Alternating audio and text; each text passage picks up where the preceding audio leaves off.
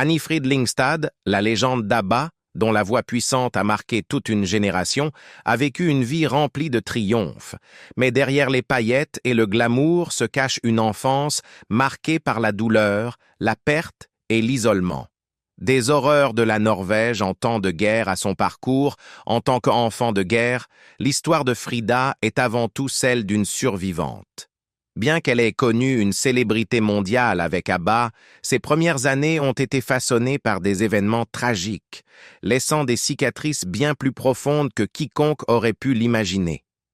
Dans cette vidéo, nous examinons de plus près la vérité bouleversante que Frida commence tout juste à révéler. Surmonter une enfance tourmentée pour trouver sa voie. Annifrid Sini Lyngstad, née le 15 novembre 1945 dans une petite ville de Norvège, a eu une vie extraordinaire, marquée par les dures réalités de la guerre. Élevée pendant la Seconde Guerre mondiale dans un environnement profondément divisé et politiquement chargé, ses premières années furent marquées par le secret, la perte et les difficultés, bien loin de la vie de célébrité qu'elle connaîtra plus tard en tant que l'une des figures les plus emblématiques de la musique pop. Frida est née d'une relation entre sa mère norvégienne, Arne Thin, et Alfred Haas, un soldat allemand stationné en Norvège dans le cadre de l'occupation nazie. Cette union fit d'elle un enfant du programme Lebensborn, initié par Heinrich Himmler pour créer une race aryenne supérieure. Si les enfants de Lebensborn étaient considérés comme des incarnations potentielles des idéaux nazis, le climat d'après-guerre en Norvège était empreint d'un profond stigmate et d'ostracisme à leur égard. Son père, un soldat allemand, fut longtemps cru mort après que son navire aurait coulé pendant la guerre. Frida grandit sans jamais avoir l'occasion de le connaître, une absence qui la hantera tout au long de sa vie. Après la mort tragique de sa mère des suites d'une insuffisance rénale, alors que Frida n'était encore qu'un nourrisson, elle et sa grand-mère fuirent la Norvège pour la Suède, cherchant à échapper aux persécutions visant ceux qui avaient des liens avec l'occupation allemande. Mais ce départ ne les protégea pas totalement des blessures du passé. En tant qu'enfant d'un soldat allemand, Frida fut sans cesse confrontée à son statut de fille de traître, une étiquette qui allait influencer sa vie d'une manière qu'elle ne pouvait encore mesurer. Élevée dans la région du Härjedalen en Suède, Frida souffrit profondément de l'absence de ses deux parents. Coupée de ses racines norvégiennes et ignorante de l'identité de son père allemand, elle se sentait déracinée et seule. Malgré ces épreuves, la musique devint pour elle un refuge et un moyen d'expression. Sa grand-mère lui fit découvrir des chansons norvégiennes qui jetèrent les bases de sa future carrière. Très vite, son talent fut reconnu. Ses professeurs et voisins remarquèrent sa voix unique et envoûtante. La musique devint alors son exutoire, l'aidant à surmonter les émotions tourmentées de son enfance. Mais sa vie était loin d'être facile. Comme de nombreux enfants issus du programme Lebensborn, Frida fut victime de lourds préjugés. Connue sous le nom de Tysker Barnas ou enfant allemand, les enfants nés de mères norvégiennes et de pères allemands étaient traités en parias. Le stigmate de leur naissance, exacerbé par la rancœur persistante de l'occupation nazie, rendait leur existence difficile. Certains, comme Frida, durent quitter la Norvège pour échapper aux insultes et aux discriminations.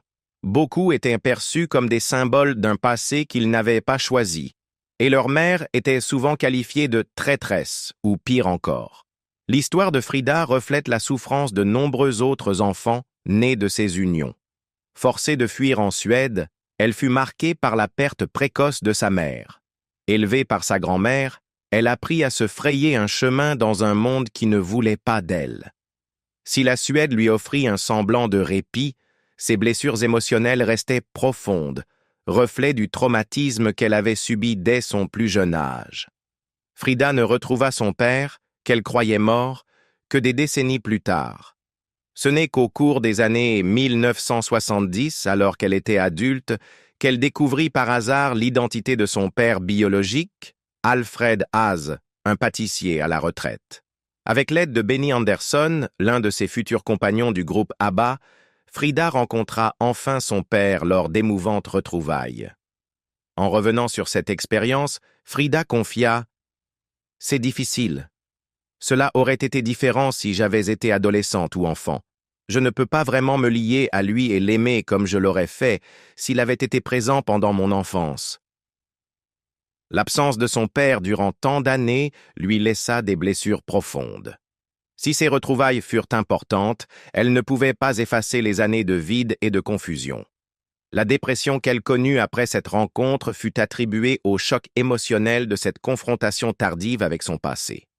Malgré ces défis, la résilience de Frida inspira de nombreuses personnes en Norvège qui partageaient son vécu. Elle connut un immense succès en Suède, où elle trouva une place qui lui aurait été refusée en Norvège, où son statut d'enfant de guerre la condamnait au rejet. Grâce à la Suède, Frida put bâtir une carrière florissante, ce qui aurait été impensable si elle était restée en Norvège. Mais le traumatisme vécu par Frida et tant d'autres ne se limitait pas aux épreuves personnelles.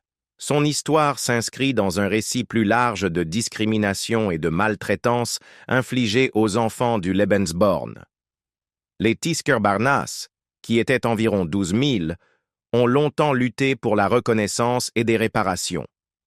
Le programme dont ils sont issus était le fruit de l'eugénisme nazi, qui visait à créer une race aryenne supérieure en encourageant les relations entre femmes nordiques et soldats allemands. Ces enfants, autrefois considérés comme des êtres d'élite potentiels, furent en réalité traités comme des parias sociaux, subissant de mauvais traitements aussi bien de la part du gouvernement norvégien que de la société. Beaucoup furent soumis à des essais médicaux et certains furent même internés dans des hôpitaux psychiatriques jugés dangereux à cause de leur gène nazi. Le gouvernement norvégien, sous le régime de Quisling durant la guerre, participa à ces atrocités. Les responsables politiques qualifièrent ces enfants de rats et infligèrent de lourdes sanctions à leurs mères, souvent envoyées dans des camps de travail, tandis que leurs enfants étaient placés dans des orphelinats où ils étaient traités comme des moins que rien. Nombre de ces enfants furent ensuite soumis à des traitements cruels et inhumains, notamment des internements forcés et des expériences médicales brutales. Beaucoup, y compris Frida, portent encore aujourd'hui les stigmates de ces violences. L'héritage du programme Lebensborn est marqué par une profonde souffrance, et le parcours de Frida en témoigne. Si son succès en tant que star de la pop lui permit d'apaiser certaines de ses blessures, son chemin fut semé d'épreuves. Elle dut affronter les conséquences de son passé, forgées autant par les circonstances de sa naissance que par les préjugés qui en découlaient. L'histoire de Frida ne se résume pas à une réussite personnelle. Elle est aussi le reflet d'une prise de conscience collective des injustices subies par des milliers d'enfants nés dans un monde en guerre et en proie à la haine. Les douleurs silencieuses derrière la légende musicale. La musique est devenue l'exutoire émotionnel de Lyngstad, lui offrant un moyen d'exprimer des sentiments qu'elle ne pouvait autrement articuler. Son amour pour la musique a commencé dès l'enfance, lorsque sa grand-mère lui chantait des chansons folkloriques norvégiennes. Cette première immersion dans la musique a éveillé en elle une passion qui allait marquer toute sa vie. Le talent naturel de Lyngstad était évident dès son plus jeune âge. Elle se produisait déjà avec l'orchestre d'Evald Eck, marquant ainsi le début de sa carrière musicale professionnelle. À cet âge, elle captivait déjà le public avec sa voix, un don qui allait plus tard lui apporter une reconnaissance mondiale. Le grand tournant de sa carrière est survenu en 1967 lorsqu'elle a remporté le concours national suédois de talent New Faces, organisé par Emi Svenska. Elle a interprété En ledig dag et, sans le savoir, est devenue une partie d'un moment historique pour la Suède, qui passait alors de la conduite à gauche à la conduite à droite. Ce concours lui a non seulement valu un contrat d'enregistrement, mais il a aussi fait d'elle une personnalité reconnue en Suède. Son premier enregistrement avec Emi, En ledig dag, a rencontré un succès commercial, lançant ainsi sa carrière. Les apparitions télévisées qui ont suivi ont renforcé sa popularité grandissante. Malgré le succès, la tragédie n'a jamais cessé d'entourer la vie de Lyngstad. En 1970, elle a rencontré Benny Andersson, membre d'ABBA. et leur relation a commencé à s'épanouir. En 1977, elle a formé avec lui un partenariat à la fois romantique et professionnel, devenant ainsi l'un des duos musicaux les plus influents de l'époque. Cependant, la dynamique de leur relation reflétait à la fois l'ascension et la dissolution d'ABBA. Leur mariage, marqué par la passion et les tensions, est devenu un symbole d'amour et de chagrin pour les fans du monde entier. Bien que leur relation se soit soldée par un divorce, elle a coïncidé avec l'apogée d'ABBA, un héritage à la fois glorieux et douloureux que Lyngstad a porté avec elle. Tout au long de la carrière d'ABBA, la voix unique et la présence scénique de Lyngstad ont joué un rôle essentiel dans le succès mondial du groupe. Pourtant, derrière le glamour de la célébrité internationale, la douleur personnelle n'était jamais bien loin. Sa grand-mère, qui avait nourri son talent musical, est décédée avant qu'ABBA n'atteigne la gloire, ne voyant jamais jusqu'où sa petite-fille irait. Cette perte a hanté Lyngstad, qui a souvent évoqué en interview à quel point elle aurait aimé que sa grand-mère soit témoin de son succès. La formation d'ABBA a également été semée de défis personnels. D'abord hésitante à se produire aux côtés de son compagnon Benny Andersson et de ses amis Björn Ulvaeus et Agneta Fältskog, Lyngstad a finalement accepté de les rejoindre pour former le groupe. Bien que cette période ait été marquée par une croissance professionnelle intense, elle s'est également accompagnée de sacrifices personnels. Face aux tensions croissantes au sein du groupe, Lyngstad trouvait du réconfort dans la musique et l'amour du public. Elle était connue pour son plaisir à se produire sur scène et pour la connexion authentique qu'elle entretenait avec ses fans, un aspect de la célébrité qu'elle appréciait plus que les autres membres d'ABBA. Après la séparation d'ABBA, Lyngstad a cherché à mener une carrière solo florissante. Son album, Frida and Sam, sorti alors qu'ABBA était à son apogée, mettait en valeur son registre vocal et sa sensibilité artistique, notamment à travers sa version suédoise de Fernando. L'album a reçu un accueil critique et commercial positif, affirmant son statut d'artiste solo. Cependant, la dissolution d'ABBA en 1982, bien que prévisible, a été difficile pour Lyngstad. Elle a exprimé ses regrets quant au fait que le groupe ne se soit jamais reformé après sa séparation. Ses sentiments étaient d'autant plus forts qu'elle avait payé un lourd tribut personnel pour sa célébrité. Ses relations avaient souvent été tumultueuses et l'exposition médiatique constante pesait sur sa vie privée. Lyngstad avait une capacité unique à établir un lien profond avec son public, ce qui se ressentait dans ses performances. Pourtant, la pression intense de la célébrité l'épuisait souvent émotionnellement. Après la dissolution d'ABBA, elle s'est lancée dans une carrière solo et, en 1982, elle a sorti Something's Going On, un album produit par Phil Collins. Cet album a marqué un nouveau chapitre dans sa carrière, adoptant un son plus rock et expérimental. I Know There's Something Going On, le premier single, est devenu un succès mondial et reste l'une des chansons les plus emblématiques de Lyngstad en dehors d'ABBA. Le succès de l'album et du single lui a apporté une reconnaissance internationale avec des classements en tête des charts dans plusieurs pays. Pourtant, malgré cette réussite commerciale, le poids émotionnel de la séparation d'ABBA et les attentes du public pesaient sur elle.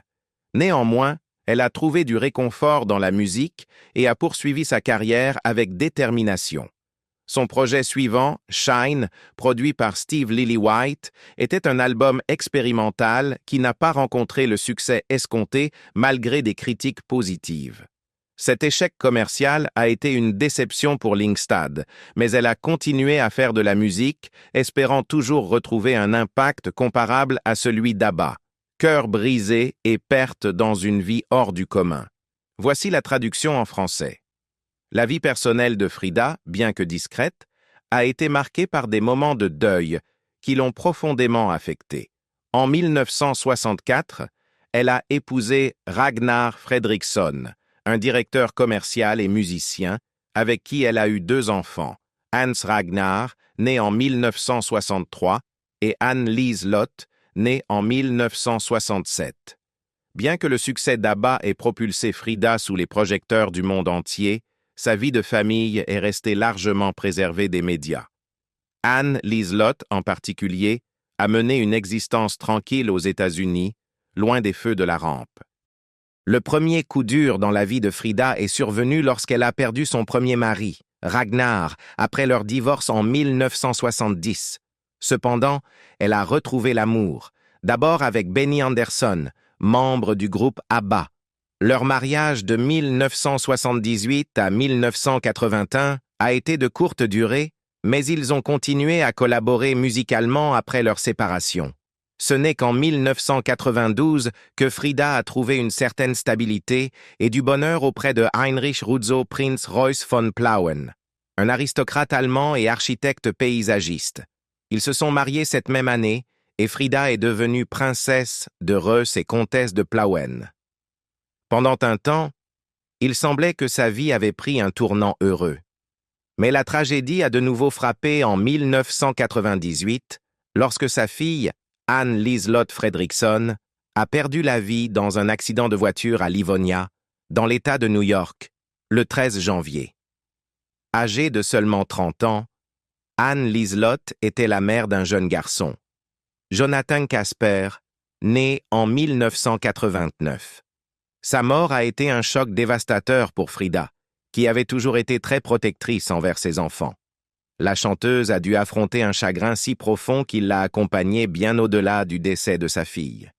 Comme elle l'a confié plus tard dans une interview, « Ce que j'ai vécu m'a peut-être appris à accepter une immense solitude qui, peu à peu, est devenue naturelle pour moi. » La douleur de cette perte a été aggravée par la mort de son second mari, Heinrich Rudzow Prinz Reuss, l'année suivante. Atteint d'un lymphome, il s'est éteint en octobre 1999 à l'âge de 49 ans. Frida l'a décrit comme un être humain incroyable, merveilleux, spirituel et drôle, quelqu'un qu'elle aimait profondément. Son décès, survenant si peu de temps après celui de sa fille, l'a laissée dans une douleur incommensurable. Comme elle l'a exprimé dans un documentaire, ce fut évidemment une immense douleur que cela nous soit arrivé, qu'il ait eu un cancer à 49 ans. À cela s'est ajoutée une autre tragédie. Son petit-fils Jonathan Kasper, qu'elle avait vu naître en 1989, est décédé d'un cancer de l'estomac en 2023. Ce nouveau drame a été une autre épreuve terrible pour Frida, qui avait déjà perdu sa fille et qui devait maintenant faire face à la disparition de son petit-fils. Un nouveau coup dur pour une famille déjà marquée par tant de souffrances. Le deuil et les pertes qu'a traversées Frida sont inimaginables, mais elle a malgré tout continué à avancer, bien que discrètement. Elle a rarement évoqué ses douleurs personnelles, préférant se concentrer sur son travail et ses apparitions publiques. Dans certaines interviews, elle s'est exprimée avec franchise sur sa relation avec ses enfants, regrettant de ne pas avoir été plus affectueuse avec eux durant leur enfance. « Il y a tellement d'amour entre mes enfants et moi », a-t-elle confié. « J'aurais juste aimé leur offrir plus de proximité. » Malgré les tragédies qui ont marqué sa vie personnelle, la carrière professionnelle de Frida avec ABBA a continué à la maintenir sous les projecteurs. Après la mort de Rudzow, Frida a assumé les titres de princesse douairière et de comtesse et a choisi de mener une vie plus calme en Suisse, où elle s'est installée avec son compagnon, l'aristocrate britannique Henry Smith, 5e vicomte Hambledon. Ils ont entamé leur relation en 2007, et Frida a trouvé du réconfort dans cette compagnie. Bien qu'éloignée du monde de la musique, Frida s'est investie dans diverses causes caritatives et environnementales, notamment en contribuant à la célébration du 150e anniversaire de la première ascension du Cervin à Zermatt avec une chanson hommage, 1865. Cependant, l'héritage d'ABBA n'a jamais disparu, et le groupe a fait son grand retour en 2021 avec la sortie de nouvelles chansons. Leur popularité instantanée a prouvé que l'influence d'ABBA restait intacte. Frida a accueilli ce retour avec une prudence optimiste, déclarant « J'ai appris à ne jamais dire jamais », suggérant ainsi que malgré les tragédies, elle restait ouverte aux possibilités de l'avenir. Le chagrin de Frida ne se limite pas à la perte de ses proches, mais aussi aux cicatrices émotionnelles laissées par ces événements. Pourtant, sa capacité à continuer à briller sur scène, même après la perte de son mari et de sa fille, témoigne de sa force. La dualité entre son succès public et son chagrin privé souligne toute la profondeur de son parcours personnel. Dans ses interviews, Frida a souvent décrit ses luttes contre une tristesse accablante, reconnaissant que, lorsqu'on subit une telle perte, on a parfois l'impression de ne plus pouvoir survivre. Pourtant, sa résilience est indéniable. Que ce soit à travers son travail avec ABBA ou ses engagements caritatifs, Frida continue d'inspirer des millions de personnes. Malgré les épreuves qu'elle a traversées, Anni-Frid Lyngstad reste un symbole de force, de grâce et de persévérance face à l'adversité. Son histoire ne se résume pas seulement à la célébrité et au succès, mais illustre comment une personne peut surmonter des pertes personnelles, affronter un chagrin immense et continuer à apporter quelque chose de significatif au monde. Aujourd'hui, Frida vit paisiblement en Suisse avec Henry Smith. Elle regarde son parcours avec recul, et bien que la douleur de son passé ne s'effacera jamais totalement, elle la porte avec la même dignité et la même élégance qui ont toujours défini sa vie. Et voilà qui conclut l'incroyable parcours d'Anni-Frid Lyngstad. De la douleur la plus profonde à une force inimaginable, son histoire est une véritable leçon de résilience. Mais voici une question pour vous. Pensez-vous que les épreuves et les pertes qu'elle a traversées ont rendu sa musique encore plus émouvante? Ses souffrances personnelles pourraient-elles être un facteur clé du succès intemporel de ses chansons? Partagez vos réflexions dans les commentaires. N'oubliez pas de liker, partager et vous abonner pour découvrir d'autres histoires fascinantes.